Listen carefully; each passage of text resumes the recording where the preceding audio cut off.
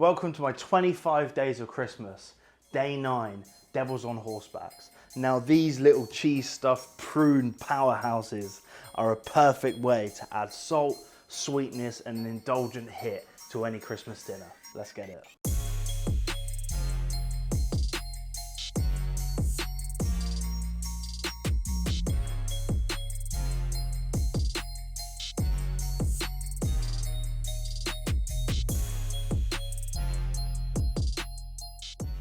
Devils on Horsebacks, an ancient accompaniment to the Christmas dinner and one I personally love. You don't see it often, and to be honest, they're super easy to make and there's no reason why you shouldn't. We're using prunes, a little bit of Gruyere cheese that we've sliced and then cut into tiny little blocks, a little bit of thyme and a good amount of bacon. So first things first, you want to get your bacon laid out. We're just putting this onto a sheet of greaseproof paper, another bit of greaseproof over the top, and then you roll that. And the reason we roll it is just to make the bacon a little bit bigger to the size we need it. Now, Devils on Horsebacks, it's a bit of a weird name. Apparently it comes from the times of old. We had devils on horsebacks, which were prunes. The devil side of the name comes from the heat of the thing when you take it out of the oven. And you had angels on horsebacks, which were oysters.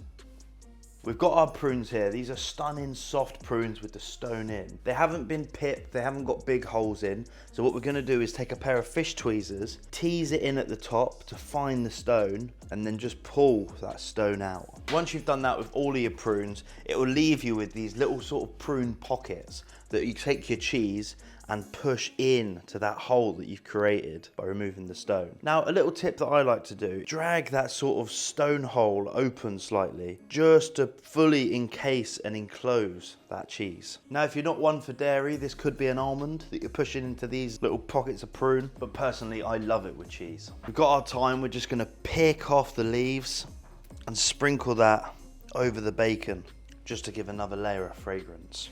You take your prune, down onto the bacon, pry it up, and then roll and encase the entire thing.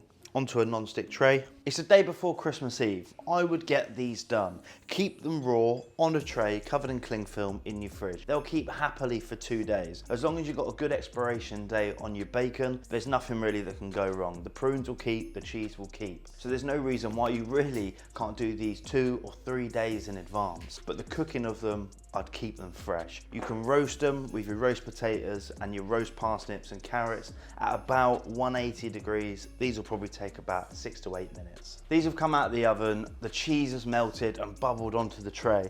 I've just left it a couple of minutes because I like when that cheese sort of creates a little caramelized spider's web around the bottom of the prune. This is about the flavor of that cooked smoked bacon, the sweetness of the prune, and that sour fattiness you get with great cheese. Now, they didn't take long at all. These are the things you do at the end of your cooking. When the meat's resting, when you're reheating everything through, bang these in, cook them fresh, straight on the plate, and that's the best way to have them. What we're gonna do, put these onto your serving plate, and with the addition of balsamic vinegar, sprinkling of fruity black pepper, and just a couple of fresh sprigs of thyme over the top, you transform those quite underwhelming looking prunes into a gnarly plate of bacony goodness that's a must with a banging Christmas dinner.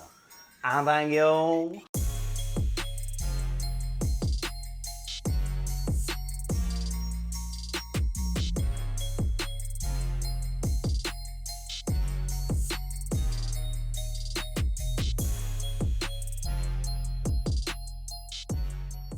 And thank you. And thank you.